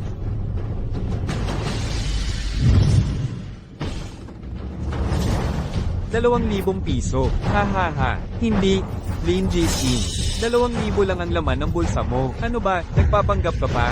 Huwag na lang. 2,000, ginawa mong 2 bilyon. Hindi ka man lang commandant. Ako si Du Mingshen. Ngayon, talagang humahanga ako sa'yo. Anong minamadali mo? Sinong nagsabing 2,000 lang ang meron ako? 1 minuto. 1 minuto lang ang kailangan. Hintayin muna nating lumipad ang bala. 1 minuto? Hindi. Hindi, hindi, hindi, hindi. Masyadong maikli ang 1 minuto. Bibigyan kita ng 5 minuto, kahit hindi 2 bilyon. Basta maipakita mo lang sa akin, ang 20,000 piso. Itong 7 kulay na halamang mahiwaga, ako mismo ang maghahandog sa'yo. Direktor, may balita na, Direktor, nahanap na. Anong kinakagulo nyo? Anong nahanap? Ang account ng Diyos ng Medisina, pwede nang magpadala ng pera. Ano? Ay deposito agad ang 20 bilyon. Ang aming ospital, dapat makipagtulungan tayo kay Divine Doctor. Ay deposito agad ang 50 bilyon. Dapat nating siguraduhin na si Divine Doctor ay magpapangalan sa ilalim ng World Medical Association. Ay deposito lahat sa account ni Divine Doctor. Dapat nating anyayahan si Divine Doctor. Maghanda ng sasakyan. Hanapin si Divine Doctor. Maghanda ng sasakyan. Hanapin agad si Divine Doctor. Maghanda ng sasakyan. Hanapin si Divine Doctor. Oh, 30 segundo na lang ang natitira. Lin Jixing, nasaan na yung bala mo? Oh, baka na traffic sa daan. Oh, ha ha ha. Huwag kang mag-alala. Malapit na yan.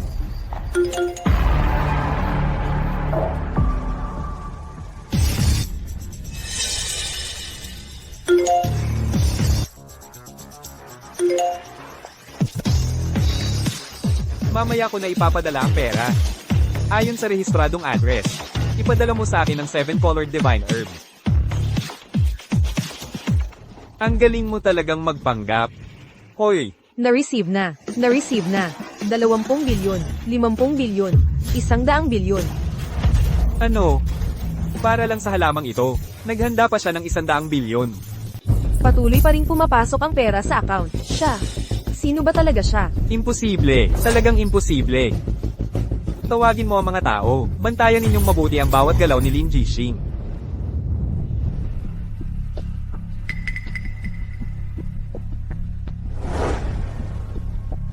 Guro, huwag kayong masyadong mag-alala. Kasama naman siya ng bihasang doktor. Anong panganib ang maaaring mangyari kay Binibini? Tama po, Direktor. Nandyan naman si Kuya, yung 7 kulay na halamang pangmilagro. Madali lang yan para sa kanya. Kaya niya yan, Tay.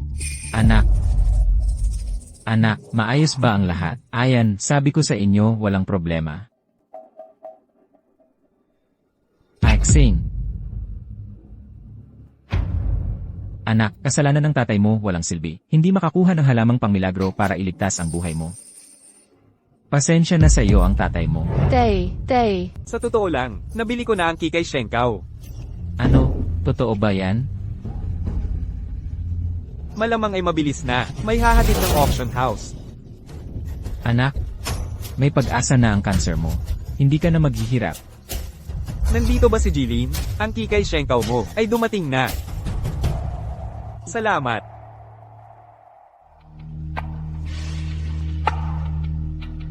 Walang oras na dapat sayangin.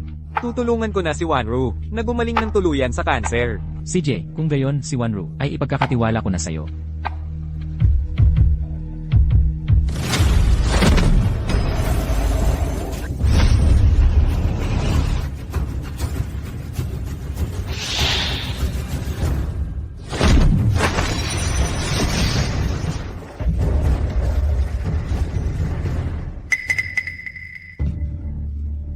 Si Wanru. Ayos ka lang ba?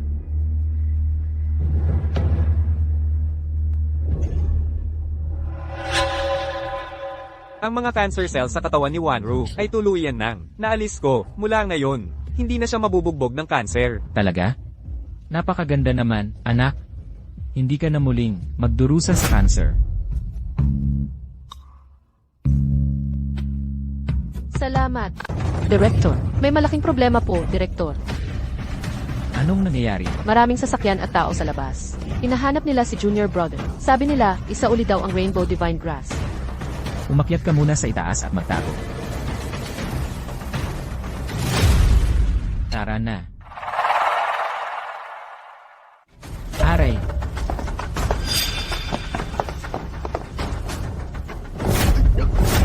Matandang hayop.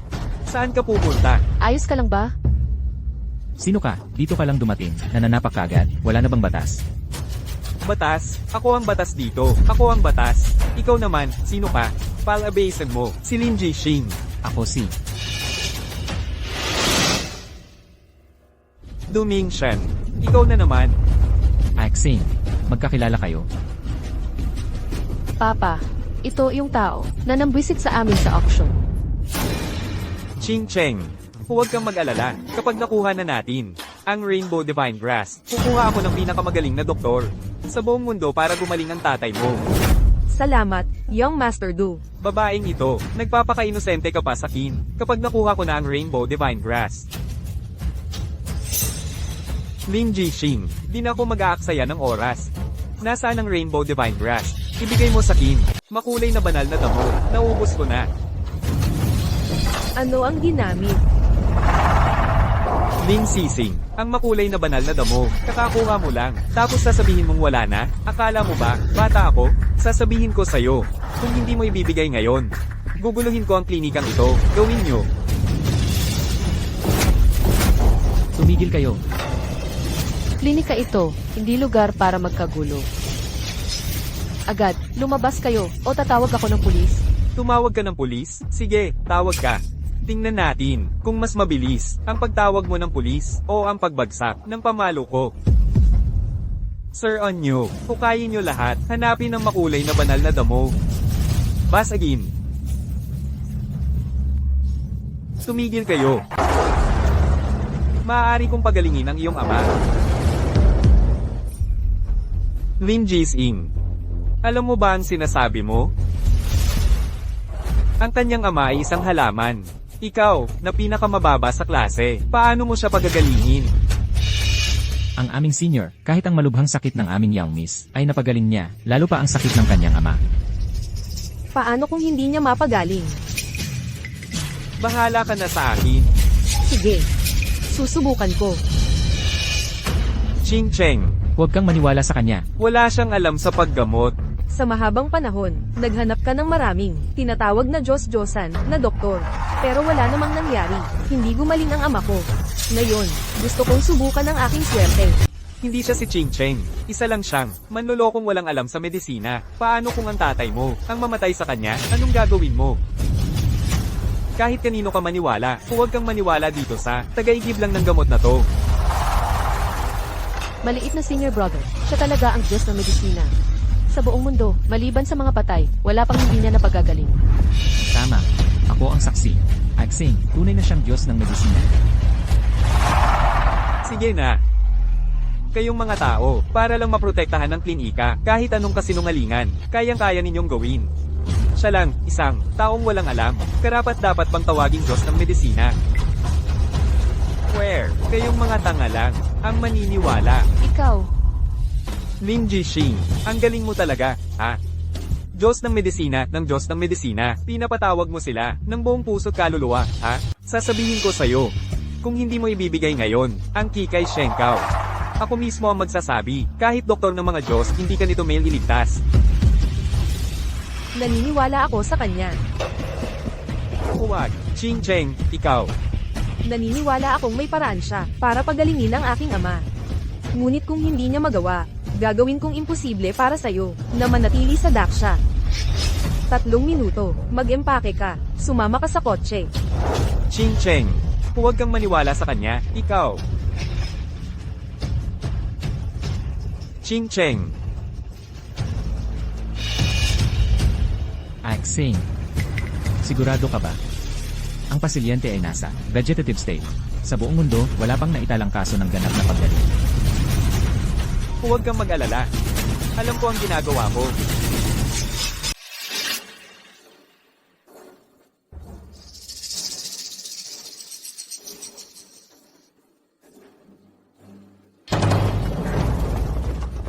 Pa, Kuya, kumusta na ang kalagayan ni tatay? Kahit ang Kikay Shenkao ay hindi mabili. Wala ka bang hiya at bumalik ka pa? Sa totoo lang, halos wala ng pag-asa ang matanda. Hatiin na lang natin ang ari-arian para hindi na tayo mag-aksaya ng pera para sa matandang ito. Mula nang maging gulay na si tatay, hindi ako tumigil sa paghahanap ng lunas. Ngayon, halos wala na siyang pag-asa. Ang iniisip mo lang ay paghahati ng ari-arian. Shu Jadong, tao ka pa ba? Paano nangyari ito, Dr. Jiang? Binibining Shu, matagal na panahon nang nakarete ang matanda. Ngayon, narating na niya, ang punto na parang kandilang mauubos na ang mitsa. wala nang magagawa. Pa, hindi totoo yan. Hindi pwedeng mangyari yan, pa. Huwag mo akong takutin, pa. Gago, nakikita mo ba? Wala nang pag-asa ang tao. Malapit nang kunin siya. Kung hindi dahil sa'yo, ang karamdaman ng matanda ay hindi sasama ng ganito kung hindi mo siya mapagaling ngayon. Ako, hindi pa umabot ang karamdaman sa punto na walang pag-asa. Hindi ganoon kasama ang lagay ng mga bagay. HMP, ilang dekada na akong nagpaprakti ng medisina, ang ganitong klaseng karamdaman. Sa isang sulyap ko lang ay masasabi ko na ang kalalabasan. Ngayon, binigyan ko lang ng pansamantalang ginhawa si Ginoong Shu. Napakaganda na ng resulta. Ikaw naman, saan ba galing ang tiwala mo para magsalita ng ganyan? Dahil limitado lang ang kaalaman mo, kulang ka lang talaga sa kakayahan. Ano ang sinabi mo? Ano ang gusto mong gawin? Gamutin. Ikaw. Sino ang nagpasok sa isang mababang uri ng tao na tulad mo? Lumabas ka. Shu Jadong. Siya ang inimbitahan ko para gamutin si Papa. Magpakita ka ng respeto.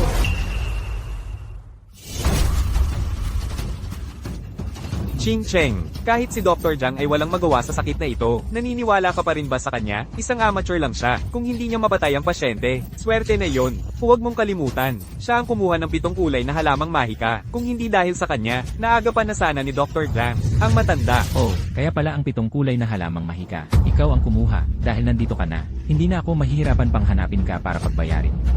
Kung may mangyari man sa matanda, hindi ka rin lalabas ng buo sa bahay ng mga ksu. Talagang swerte ko ang lalaking ito. Kung hindi ninakaw ang 7 kulay na halamang mahika, ang matandang to. Hindi sana madaling mamatay, tigilan na ang mga salita. Mas mabuting gawin na natin ngayon.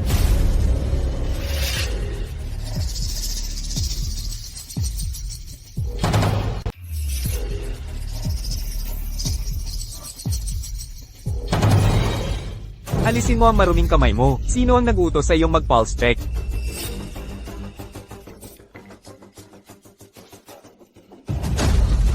Ginang, Shu, ang totoo, matagal nang gumising ang iyong ama. Pero may isang tao na patuloy na nagpapainom sa kanya ng malalaking dosis ng gamot na nakakasira sa utak. Kaya nagkaroon siya ng problema sa utak, kaya hindi siya nagigising. Ano ba ang sinasabi mo? Ano nang ibig mong sabihin sa patuloy na malalaking dosis ng gamot na nakakasira sa utak? Ako lang at si Dr. Jiang, ang personal na nagpapainom ng gamot sa matanda. Ibig mo bang sabihin, kami ang nagbigay ng gamot? Totoo man o hindi, kapag nagising na si Jishu, siya mismo ang magsasabi sa'yo.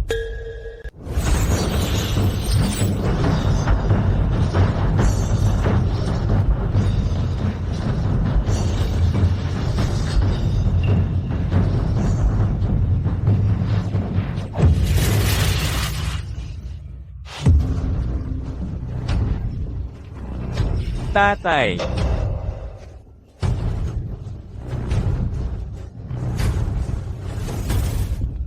Ha ha ha. Talagang, hindi nasasayang ang pagod ng taong may determinasyon. Matagal na akong natulog ng mahigit 10 taon. Ngayon ay nagising na rin sa wakas. Wala na pong malubhang problema si Lolo ngayon. Anong klaseng salamangka ang ginawa mo?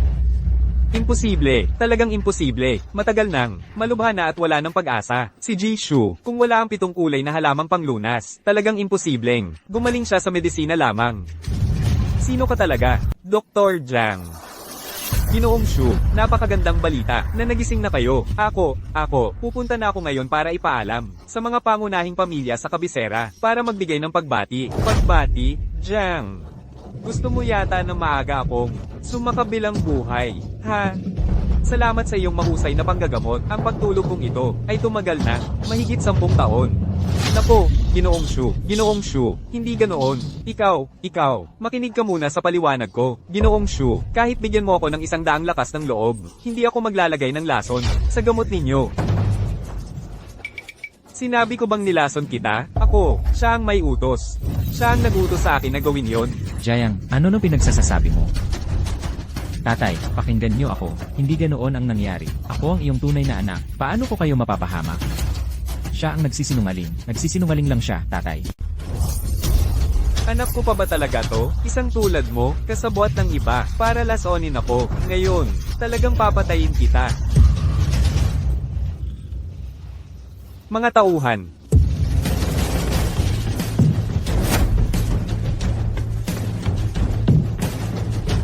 Dalhin niyo silang dalawa palabas. Ihatid sa paiskalya ng kabisera. Pangulong Shu, hindi nyo pwedeng gawin to. Siya ang utos sa akin. Nabiktima lang ako. Pangulong Shu, nabiktima lang ako. Nabiktima ako. Matandang hayop, bakit hindi ka pa mamatay? Bakit? Ikaw talaga. Pa. Anong nangyari? Matagal nang may sakit ang iyong ama. Ngayong gumaling na siya. Nagalit ng husto. Tiyak na magkakaroon ng masamang epekto. Ikaw ay... Pa, ito si Jilin, ang manggagamot. Siya po ang nagpagaling sa inyo. Hindi ako manggagamot. Ang magligtas ng buhay ay higit na mabuti. Ako ay ginagawa lang ang nararapat. Ha? Aming tagapagligtas. Tanggapin mo ang aking pagpapatirapa. Huwag po kayong magsasabi ng ganyan, ma'am. Ang paggamot at pagliligtas ng buhay ay talagang tungkulin ko, Dr. Lin. Kung hindi ka sana umaksyon ngayon, baka ngayon, patay na ako. Mula ngayon, ikaw na ang tagapagligtas ko, si Xu Qingfeng. Kahit anong hiling mo, sabihin mo lang. Kahit mawalan ako ng lahat ng ari-arian, hindi ako magdadalawang isip. Hindi na kailangan ng pasasalamat. Simula bukas, araw-araw, gamitin mo ang luya, at foti sa paggawa ng gamot. Inumin ng umaga at gabi. Sa loob ng kalahating buwan, gagaling ka na. Kung wala ng ibang bagay, ako muna. Hoy, sandali. Dr. Lin, napansin kong ang galing-galing mo. Gusto kitang makilala ng husto. May pamilya ka na ba? Ha? Wala pa po akong pamilya. Ayos. Napakaganda naman nito. Single ka pa rin pala. Ha? Wala po akong pamilya. Ay, napakaganda naman nito. Nag-iisa ka pa rin. Ha? Hindi. Ang ibig kong sabihin ay, nag-iisa ka pa rin, Dr. Lin. Mayroon akong isang maliit na kahilingan. Hindi ko alam kung dapat ko bang sabihin o hindi. Tingnan mo. Ang aking anak na babae ay halos kapareho mo ng edad. Pwede kaya kayong dalawa. Tatay, ano ba ang sinasabi mo? Panginoong Shu, masyado po kayong nagpapakumbaba. Si Binibining Shu ay may kagandahan ng isang diwata. Ngunit ako po ay sanay ng mamuhay ng mag-isa. Baka sakali ay hindi kami bagay. Ganoon pa rin ang aking sinasabi. Ang paggamot at pagliligtas ng buhay ay bahagi ng aking tungkulin. Ngunit para sa ibang mga bagay, wala pa sa aking isipan sa ngayon. Hindi. Hindi ako sang-ayon. Ginoong Shu, ang pamilya Shu ay isa ring kilalang angkan. Ching Cheng, isa siyang babaeng pinalaki ng buong Karangyon. Paano siya maaaring pakasalan ng walang kwentang taong ito? Lin Jixing, alam mo ba kung ano ang alta sosyedad? Huwag mong isipin na dahil marunong ka ng konting medisina at may pera pa, ay maaari ka nang gumawa ng gusto mo. Isa kang tunay na palaka. Gusto mong umakyat ng mataas ngunit wala kang kakayahan. Dr. Lin, salamat po sa pagligtas sa aking ama. Bukas ng tanghali, may oras ka ba? Pwede ba kitang ilibre ng pagkain? Dr. Lin, pumayag ka na. Kung hindi ka papayag, kapag kumalat ang balitang ito, sasabihin ng mga tao na walang modo ang matandang ito, lalo na ang mga matatanda sa kabisera. Siguradong, chichismis ako sa likod ko. Sige na nga. Pumayag ka na. Ayos, bukas ng tanghali sa Cloud Top Palace. Hanggang sa muli. Hanggang sa muli. Ano ba ang pinagmamalaki mo? Huwag mong isiping hindi alam ng binata kong ito. Ang iniisip mo, gusto mo lang ng mas maraming pera, di ba? Nagpapanggap ka pa. Bong. Sino ka ba? Palayasin. Ako. Hoy. Ikaw. Hoy. Lolo, ano ba ang ginagawa mo? Bini, huwag kang masyadong mag-alala. Si Kuya, Diyos na medisina siya. Siguradong ayos lang siya. Pero, Nandito na ako. Kuya, bakit ngayon ka lang umuwi? Axing, kumusta? Naayos na ba ang problema? Naayos na ang lahat. Mabuti naman. Mabuti naman kung naayos. Kuya, pinag-alala mo talaga kaming lahat. Nang husto, lalo na si Binibini. Mula nang umalis ka, nandito lang siya. Natatakot siyang baka may mangyari sa'yo.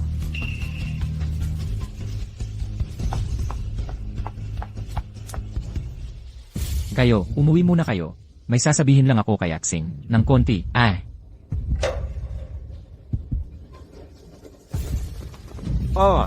Ano po ang sasabihin ninyo? Axing, ano sa palagay mo? Si Wanru? Ha? Axing, hindi ka na bata. Sa tabi mo, wala pang babaeng nag-aalaga sa'yo. Si Wanru naman, pinagmasdan ko siyang lumaki. Kilala ko siya. Sa tingin ko, sa'yo, may nararamdaman na siya. Baka naman.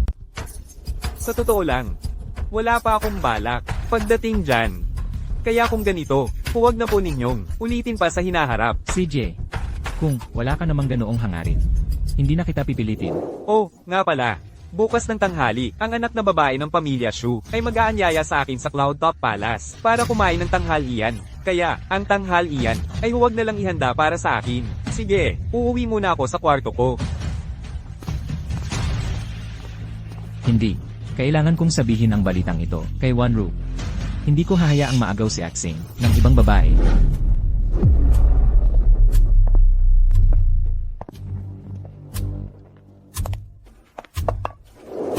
Binibini, kumpleto na ang inyong order. Sana'y masiyahan kayo.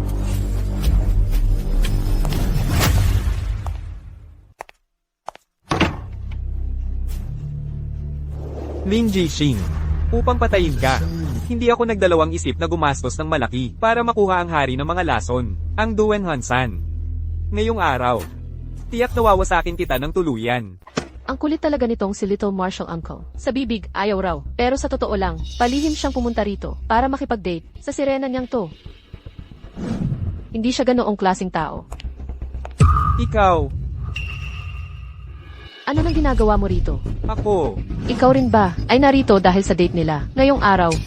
baka naman. Oo nga pala. May isa akong tanong. Ang galing-galing mo na. Sa larangan ng medisina, napakagaling mo na. Bakit kaya noon? Hindi ko. Kailanman narinig ang pangalan mo. Noong nasa auction, marami sa mga dakilang tao sa medisina at negosyo ang nagdeposito sa account mo. Bakit kaya ang isang tulad mo ay nagpas siyang magtrabaho sa isang maliit na klinika? Lahat naman tayo ay may sariling sikreto, hindi ba? Ang dami-dami mo namang sikreto. Oo nga pala, ito ang pangunahing putahe ng Yunding Tia Ingong. Tikman mo nga, kung masarap.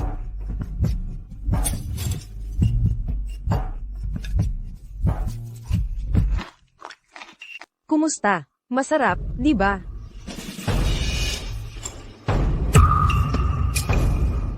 Hindi dapat kainin to. Mingshen, anong ginagawa mo dito? Ako, Dumingshan. Ikaw, hindi ka man lang nanatili sa Kyoto. Dumating ka pa rito sa Cloud Top Palace para maging waiter. Talagang, parang kathang-isip lang. Ikaw, Mingshen, Dr. Lin, ang tagapagligtas ng pamilya namin. Ang hapunang ito ay pasasalamat lang. Lin Jixing. Ngayon, kailangan kong ipakita kay Ching Feng ang pangit mong mukha. Kayong dalawa, hanggang kailan pa kayo manunood? Pasok na kayo, samahan niyo akong murahin tong gago. Tiyuhin. Tito. Wanru, ikaw, masamang lalaki ka. Nandito na ang mga saksi, lahat na. Tingnan natin kung paano ka magkukunwari pa. Bakit wala kayo sa batika? Dapat nandoon kayo. Ano ang ginagawa ninyo rito? Ikaw ang dahilan. Lumabas ng palihim. Nakipag-date sa isang babae. Kung hindi sinabi ng direktor, sa atin namin, hindi namin, malalaman. Oo nga pala. Bukas ng tanghali, si Ginang, Shu, ang manlilibre sa akin ng tanghalian, sa Cloud Top Palace. Kaya huwag na kayong maghanda ng tanghalian para sa akin. Malaki na ang pagkakamali ko. Dapat pala sinabi ko na lang, nang maayos kay Tito. Lin Jixing, magsalita ka naman. Huwag mong isipin na makakalusot ka sa pamamagitan ng pagiging bingi-bingihan. Ang bagay na ito, hindi ito ang iniisip ninyo. Maaari kong ipaliwanag. Lin Jixing, ikaw ang nagtulak sa akin para gawin ito.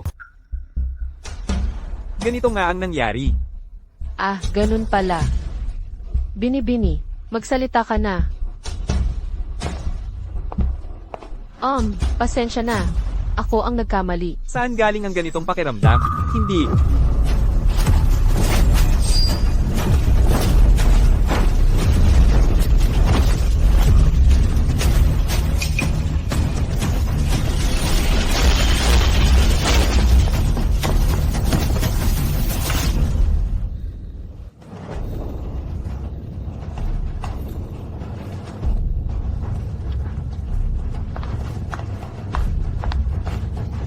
Bini-bini, tumawag na ng pulis, Sige.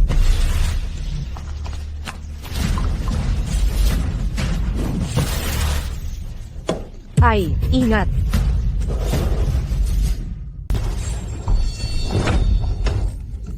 Aray! Bilisan mo, pulihin siya agad. Lim Jixing, papatayin kita. Bitawan mo ako. Ming Shen, ikaw. Ha, bakit mo ginawa ito? Bakit, Lim Jixing? Talagang hindi ko maintindihan. Anong meron sa'yo, isang taong walang kwenta na mas magaling pa sa akin? Bakit ikaw, na madali mong, inagaw ang minamahal ko sa buhay? Magising ka nga, alam mo ba ang sinasabi mo? Lu Mingshen, wala talagang pag-asa sa pagitan natin.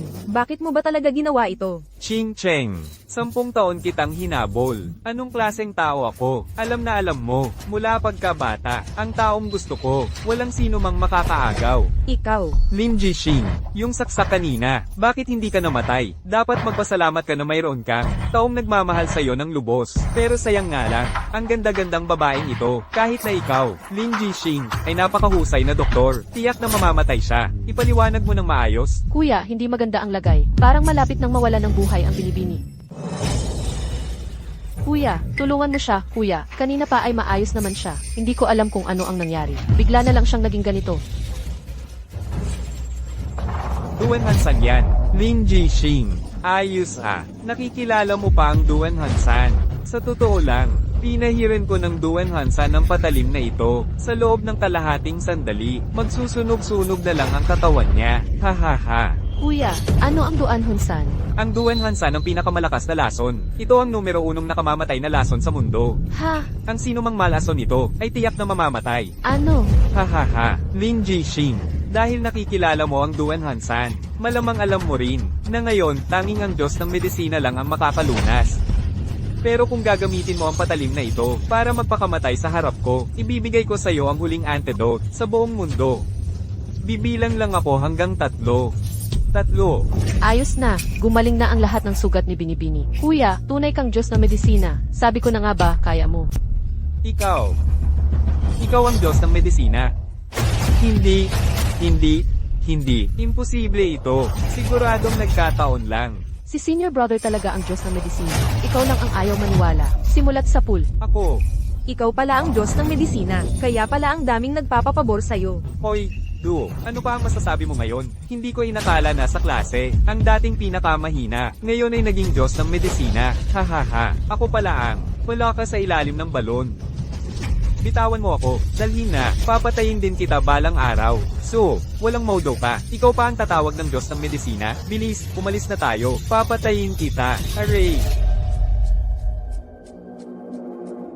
Bakit ka ba ganyan kasuwail? Bakit ka sumugod para harangan ng patalim? Hindi ka ba nasugatan? Huwag munang magsalita. Dali, pumunta na tayo sa ospital para ma-check kung may malubhabang tama. Huwag kang mag-alala. Ang iyong kalagayan. Makakaalis ka na sa ospital sa loob ng 2 araw. Alaynan.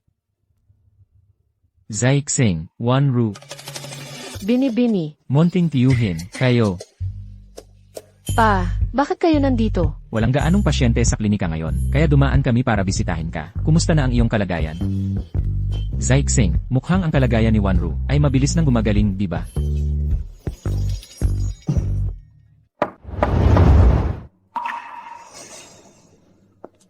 Nandito na si Kincheng, ang hirap-hirap ng ginawa mo nitong mga nakaraang araw, sa pag-aalaga kay Wanru. Sa totoo lang, ang dahilan ng pagpunta ko rito ngayon, ay para mag-propose kay Lin Jixing.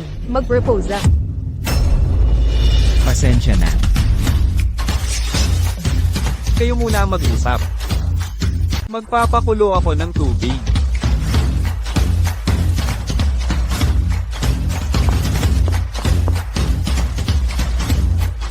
Hoy,